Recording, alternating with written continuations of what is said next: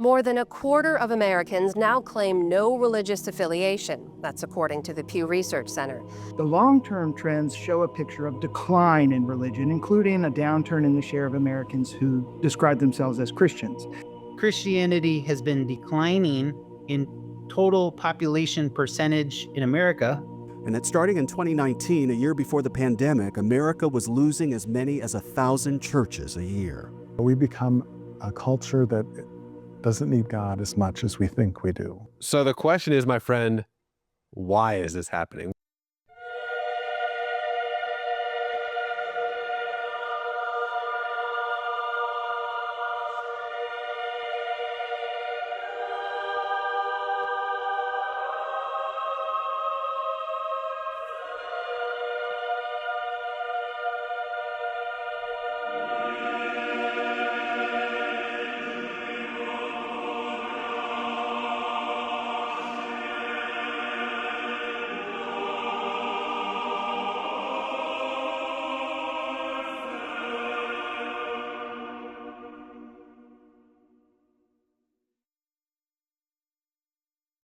There are a lot of people who are very hurt by the church.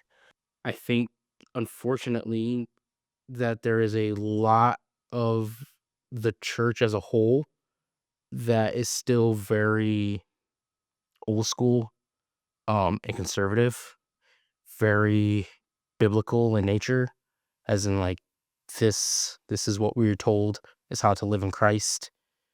And any challenge to that causes problems. I think it's a hypocrisy thing. People don't want to be in a worshiping in a congregation with people that hate them. They don't want to be with people that don't respect their lifestyle choices. And even if they're private about their own lifestyle choices, I don't think it really should matter. If you're a Christian, you're a Christian. If you want to worship, then you can worship. It doesn't matter what you do outside of that. Taking the message of the gospel about love your neighbor as yourself and take care of the poor and the widow and the downtrodden, if that's not matching with what the church is actually doing, then why should anybody go there? Unfortunately, we've heard so many stories of abuse and misconduct and things like that within the church. There are real reasons why people have stepped away. I did leave the church around 17, maybe 18, for a few reasons.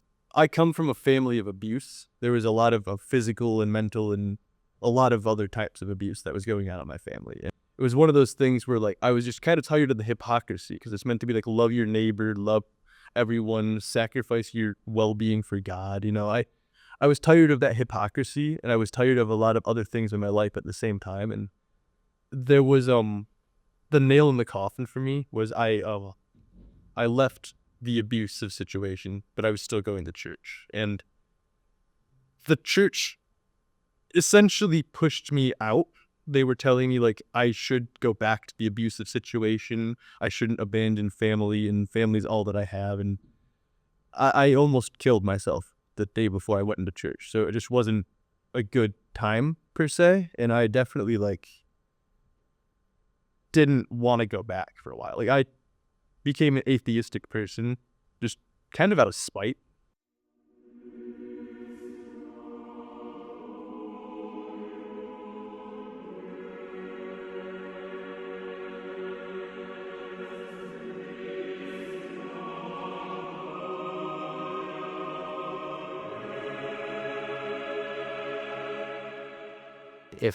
If we're going to use the term in religion that we're all God's children, then that's exactly how we should be living, as we're all God's children.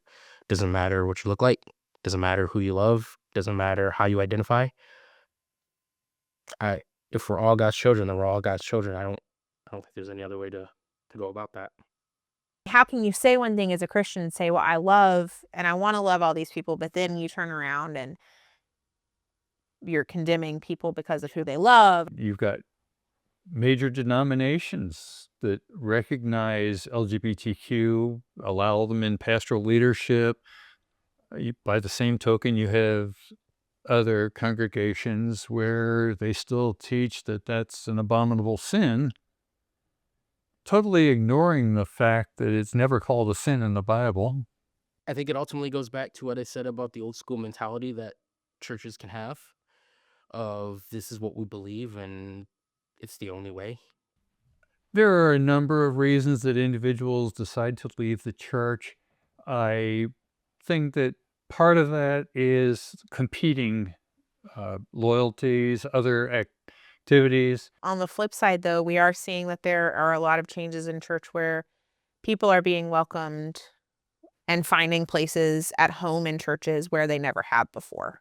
And like to the degree of welcoming the LGBTQ community, welcoming members of different races and ethnicities and cultures, finding more cultural diversity and ages, right? People just being able to really find their communities. And of course, also it's been a change from extremely formal to much more relaxed in worship style in a lot of places. Not everywhere, but in a lot of places.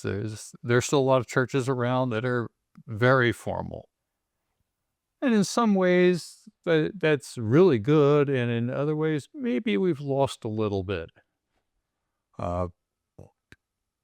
Maybe we've lost a little of the respect for formal worship, but also have made it so it's more comfortable for people at the same time. So it's a balancing act. I have always said that faith is a journey.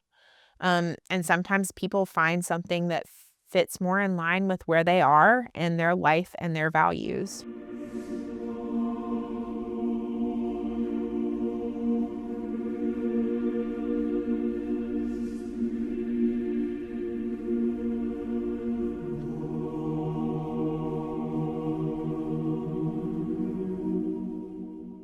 To keep the younger generation coming back, churches have to be flexible and realize what they're competing against, but also they have to be making sure that they're not just speaking the message, but doing the message. Yes, we believe in, worship services on Sunday where we're supposed to come together and worship God, and then we believe that we're supposed to go out and be the people in the world. But there are also a lot of times in between where people just need other people to sit with. There's always going to be changes, and you have to be willing to adjust to that change. You have to pivot. In religion, it's not like religion has never changed in the past. There are a lot of cases where religion is altered to benefit rulers of countries, or just altered because a king wanted to get a divorce.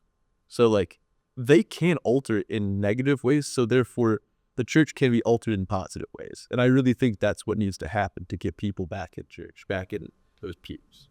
It's possible. It really is.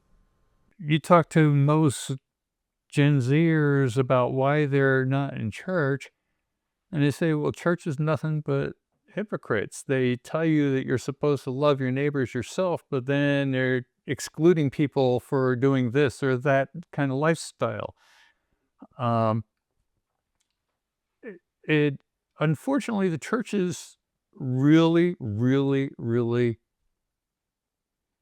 I'm not going to say it's slow, lethargic about adapting and realizing that their messaging isn't matching with what they're doing. So I think that's really the best way to go about it, is to try to be more open. And showing your openness, I think, is a great way to bring in the younger generations. Again, as I said, everybody's faith journey is different. And as far as generations go, there's not a lot of younger folks these days, and a lot of younger generations maybe don't necessarily have the time to be in church every week. So I think having the open door for them when they can come and being happy to see them and that they're actually there, I think is a really good start too, to help bring in more. I think we offer a community, right? We offer a safe space. At least that's a big thing for me, as both a person who would want to attend church, who has attended church, and a person who actively leads and is a pastor. you don't need a building to have a church. And there's a common popular saying, your body is a temple. And it really is. You should treat your body as a sacred device that carries you throughout life. And that is your temple. That's your worship. You are worship. If you were living your life properly, then you are practicing your religion properly. Church isn't the building. It's where you are with people who you believe in the same things with, or even not the same things. You can have different beliefs and still be a church. And then, of course, the other thing about getting the next generation in is that parents have to take the obligation seriously of raising their children in the faith, whatever the faith is. And especially now, me having a kid in church, I try to look at everything differently. It's like, how can I, make sure that his experience is much more joyous than maybe mine would be or mine was. Church is not a building. Church is the people, and it's what you make of it. Church could be sitting around or sitting on the ground on blankets by a lake. Sometimes worship is in a hospital room.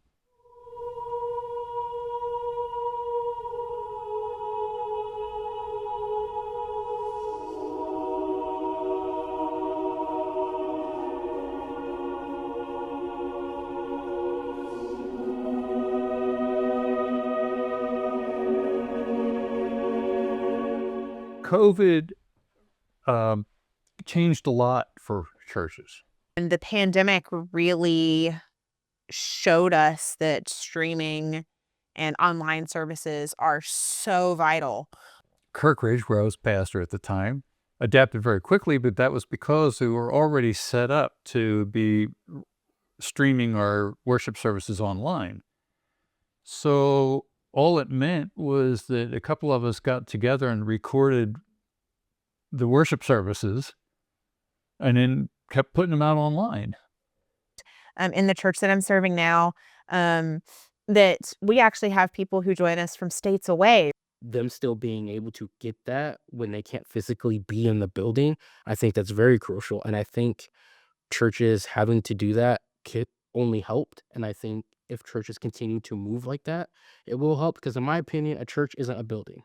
The flip side of that is part of church is fellowship. And how do you fellowship?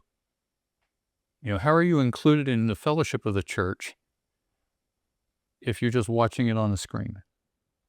So there's some give and take there also. And it's still going to be worked out. And I think in the long run, what you're going to find is a lot of small churches cease to exist. I think we're going to see mainline Protestant churches continue to decline as the older populations who have been, really the ones holding up these churches pass away. I think that we're going to see a lot of churches shutting down, or at least buildings. Do I think the church is going to die? No. Do I think the church is going to be very different? Oh, yes. If church were to change and bring back people in that positive environment that we were talking about earlier, I believe that church should be flexible enough to allow you to worship from home or allow you to worship from another country. The churches have to be part of the culture, whether they want to be or not, or they become irrelevant. The faith journey is not linear. Everybody's journey is different. Everybody's path is different. Don't give up on the church. More importantly, don't give up on faith. There are other places where religion is just blossoming and people are finding what works for them and how that works for them. Life is what you make it, right? And I really hope that you find what you want in life, and that hopefully maybe faith has some part of that. Your faith journey is your faith journey. And please don't let anyone ever tell you that just because your journey is different, that you are any lesser or that your journey is not valid. If you were to start this journey of faith, just take the steps. Take the first steps to do it. It doesn't have to be big steps. It can just be maybe reading up on it. Just take those small steps, one step at a time. American Catholics are committed to building a society which is truly tolerant and inclusive, to safeguarding the rights of individuals and communities, and to rejecting any form of injustice discrimination.